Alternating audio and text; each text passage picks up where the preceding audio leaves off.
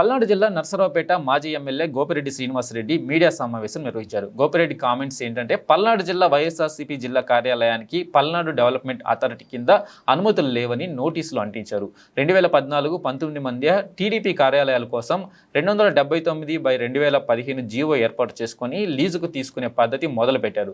TDP హయాంలో పలు జిల్లాల్లో ఇదే మాదిరిగా సుమారు 10 ప్రదేశాల్లో ప్రభుత్వ స్థలాన్ని 1000 రూపాయలకు లీజుకు తీసుకుని ఒక సాంప్రదాయానికి తెరలేపారు.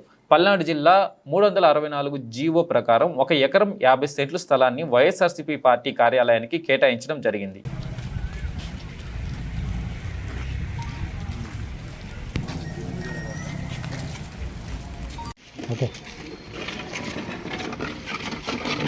ఈ రోజున పల్నాడు జిల్లా వైఎస్ఆర్ కాంగ్రెస్ పార్టీ కార్యాలయం నుంచి ఈ యొక్క మీడియా సమావేశం నిర్వహించడం జరుగుతూ ఉంది. ఎందుకు ఈరోజు ఇక్కడ మీడియా సమావేశం ఏర్పాటు చేయడం జరిగిందండి? ముఖ్యంగా ఈరోజు ఈ యొక్క కార్యాలయానికి అనుమతులు లేకుండా కట్టించారని చెప్పి ఈరోజు ఒక నోటీసు మాకు పల్నాడు అర్బన్ డెవలప్మెంట్ అథారిటీ నుంచి ఒక నోటీస్ అందించడం జరిగింది. గత 4-5 రోజుల నుంచి రాష్ట్రం అంతా కూడా వైఎస్ఆర్ కాంగ్రెస్ పార్టీ కార్యాలయాలకు అనుమతులు లేవని ఈ ప్రభుత్వం తాడేపల్లిలోని వైఎస్ఆర్ కాంగ్రెస్ పార్టీ కార్యాలయాన్ని కూల్చివేసే కార్యక్రమం చేయటం జరిగింది. హైకోర్టుకు వెళ్ళి మరి ఆర్డర్ తీసుకొచ్చినా సరే అది ఆర్డర్ మాకు చేతికి అందే లోపు, అంటే ఆర్డర్ అంతకుముందు రోజు కోర్టు నుంచి ఇచ్చిన తర్వాత ఆర్డర్ కాపీ తీసుకోవడం జనరల్గా మరుసటి రోజు ఉంటుంది కోర్టు ఆర్డర్ కాపీ. ఈ ఆర్డర్ కాపీ వచ్చే లోపే ఉదయం 5 గంటలకే ప్రారంభించి ఈ యొక్క తాడేపల్లిలోని వైఎస్ఆర్ కాంగ్రెస్ పార్టీ కార్యాలయం కట్టడం నిర్మాణంలో ఉన్న కార్యాలయాన్ని కూల్చివేసిన సంగతి మనందరికీ తెలిసిన విషయం. ఆ తర్వాత జిల్లాల వారీగా కూడా ఈ యొక్క ఆఫీసులన్నింటినీ కూడా అనుమతులు లేవు, వీటన్నిటికి కూడా నోటీసులు ఇచ్చే కార్యక్రమం చేయటం. ముఖ్యంగా ఈరోజు మన పల్నాడు జిల్లా ఆఫీసుకు కూడా ఈరోజు నోటీసులు అంటించే కార్యక్రమం చేయటం జరిగింది. దీని మీద అనుమతుల గురించి ఒక్కసారి మీ ద్వారా ప్రజలందరికీ మీడియాకి తెలియజేయాలనే కారణంతో ఈరోజు ఈ కార్యక్రమాన్ని ఏర్పాటు చేయడం జరిగింది. మొట్టమొదట అసలు ఈ యొక్క ఆనవాయితీ ప్రారంభించింది తెలుగుదేశం పార్టీ. 2014-19 మధ్య పార్టీ ఆఫీసుల కోసం నిర్మాణం కోసం టీడీపీ కేటాయించుకున్న స్థలాలు ఇవన్నీ.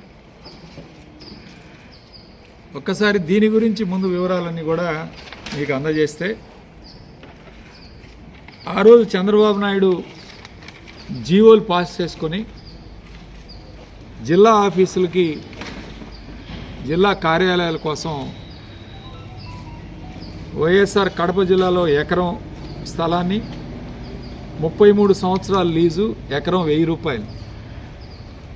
ఇది జియో నెంబర్ కూడా మీకు లోపల జియో ఇష్యూలు కూడా ఇస్తున్నాం, ఆ సంబంధిత జియో నెంబర్ కూడా GO number 279. It was given in 2015, 2015లో ఇచ్చాడు జియో. అలానే శ్రీకాకుళం జిల్లాలో 2 ఎకరాలు, ఇది 99 సంవత్సరాల లీజు, సంవత్సరానికి 25,000 రూపాయలు.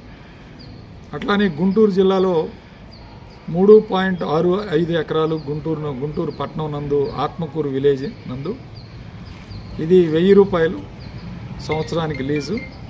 విజయనగరం జిల్లా అట్లానే గుంటూరులో పురుషోత్తంపట్నం విలేజ్ చెల్లూరుపేట మండలం దగ్గర ఒకటి, కృష్ణా జిల్లా, ప్రకాశం జిల్లా, కడప, చిత్తూరు, ఈ విధంగా దాదాపు 10 చోట్ల వీళ్ళు ఈ విధంగా మరి ప్రభుత్వ స్థలాన్ని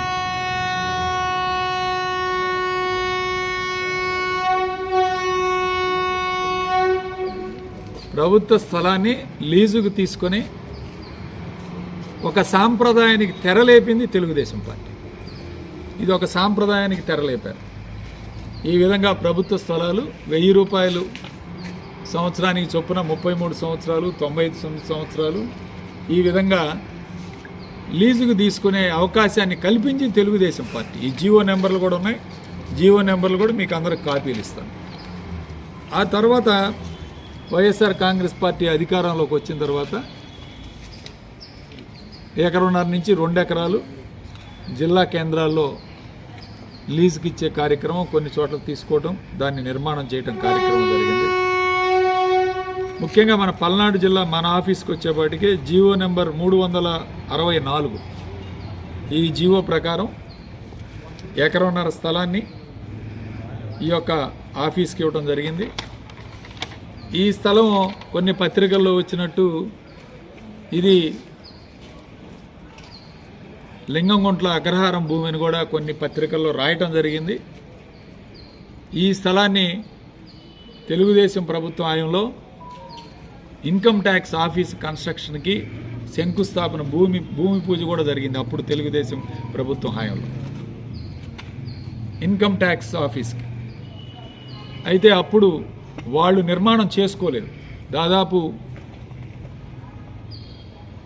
9 సంవత్సరాలు వాళ్ళు నిర్మాణం చేసుకోకపోతే ఈ స్థలాన్ని మళ్ళీ రెవెన్యూ వాళ్ళు స్వాధీనపరుచుకొని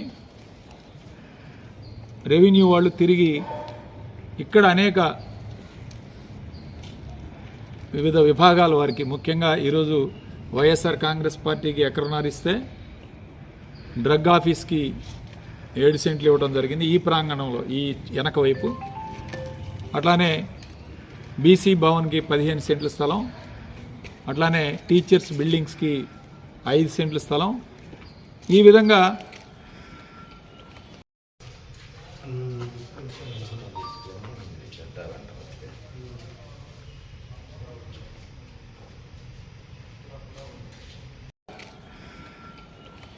వివిధ ఆఫీసులకు కూడా ఈ దీని వెనక ఉన్న ప్రాంగణాన్ని, ఈ 3.5 ఎకరాల స్థలాన్ని కూడా కేటాయించారు. 1.5 ఎకరం వైఎస్ఆర్ కాంగ్రెస్ పార్టీ ఆఫీస్కి ఇస్తే మిగిలిన 2 ఎకరాలు వివిధ సంస్థలకి, వివిధ ఆఫీసుల కోసం కేటాయించే కార్యక్రమం కూడా జరిగింది. ఇది అంతా కూడా revenue land. It is not అగ్రహారం భూముల కింద ఎప్పుడో స్వామివారు ప్రభుత్వానికి ఇస్తే ప్రభుత్వం తరపు నుంచి వీళ్ళందరికి కూడా ఆఫీసులకు కూడా అందించే కార్యక్రమం. ఇది రెవెన్యూ కిందనే ఉంది ఇది.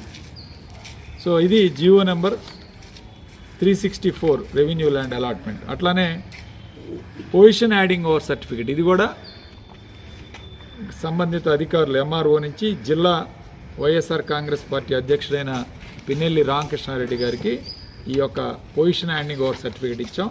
అట్లనే A1 నోటీస్ కూడా అంటించారు. నోటీస్ అంటే ఇది ఈ స్థలం ఇలా కేటాయిస్తున్నాం, దీనికి ఏమన్నా అభ్యంతరాలు ఉంటే తెలియజేయండి అని చెప్పి A1 నోటీస్ కూడా అప్పుడు దాదాపు 2022, ఇది 2/5/2022లో ఈ యొక్క A1 నోటీస్ కూడా అంటించడం జరిగింది. తర్వాత లింగంగుంట పంచాయతీ నందు, ఎందుకంటే ఇది పంచాయతీ కింద వస్తుంది కాబట్టి లింగంగుంట పంచాయతీ నందు పంచాయతీ తీర్మానం కూడా చేయడం జరిగింది. ఈ ల్యాండ్ ఇట్లా వైఎస్ఆర్ కాంగ్రెస్ పార్టీ ఆఫీస్కి ఇవ్వడం జరిగింది. తర్వాత ప్రత్యేక సమావేశం నందు కన్స్ట్రక్షన్కి, ఈ బిల్డింగ్ నిర్మాణానికి కూడా అధికారులు దీన్ని ప్రత్యేక తీర్మానం పెట్టి లింగంగుంట పంచాయతీ నందు ప్లాన్ అప్రూవల్ కూడా ఇవ్వడం జరిగింది. తర్వాత గవర్నమెంట్కి లీజ్ అమౌంట్ 49,500 రూపాయలు. ఈ అమౌంట్ కూడా 33 సంవత్సరాలకు గాను ఈ అమౌంట్ కూడా ఎకరానికి 1000 రూపాయలు, అంటే 1.5 ఎకరం ఇక్కడ 1,500 రూపాయలు